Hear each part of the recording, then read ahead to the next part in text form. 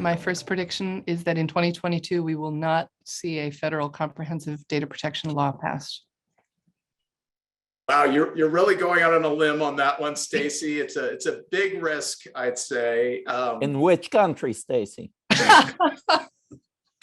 In the United States, Omer. Can't speak for your world. Putting a stake in the ground, I'd say, let's go around the horn. Does anybody disagree with Stacey's prediction? Not a one. No, I would add, Stacey, I had it written down, but I had it at the end after a big data breach or public issue with a large platform where those CEOs are brought to Congress, testify, and then there's no privacy law. That was what I had written down. Okay, well, we got number one, no privacy law. We've agreed there can be no repeats on predictions. So we go over to Andy Dale. What's your prediction number two? Okay, Prediction number one.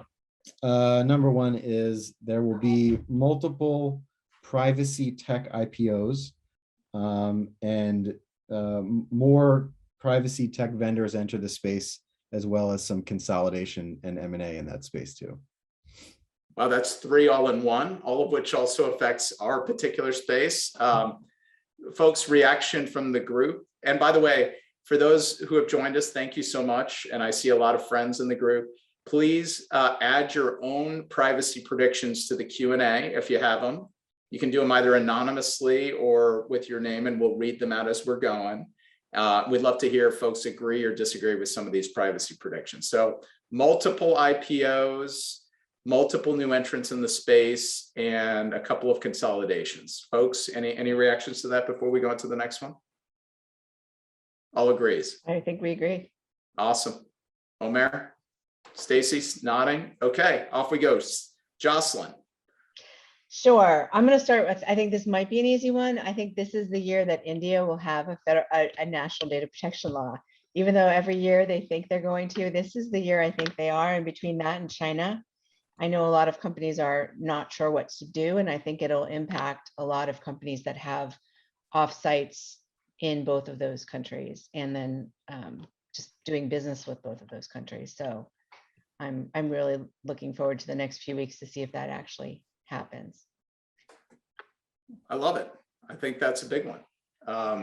I've seen a lot of coverage on that one. Trying to get it through. I think the Parliament's been one of those issues that's a sticking point. Anybody have any comments on this one? Okay, Omer, over to you. I'm gonna say that the biggest privacy penalty next year is going to come from the United States. And if you want to hear whether it's going to be from the FTC, from a state attorney general, from the new California agency, or from a BIPA class action, wait for my second prediction.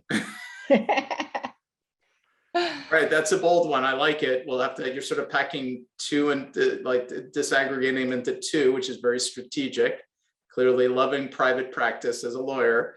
I'll make my first prediction as we go. I think in 2022, we'll have our first chief privacy officer of the United States. I think they'll find one in the government.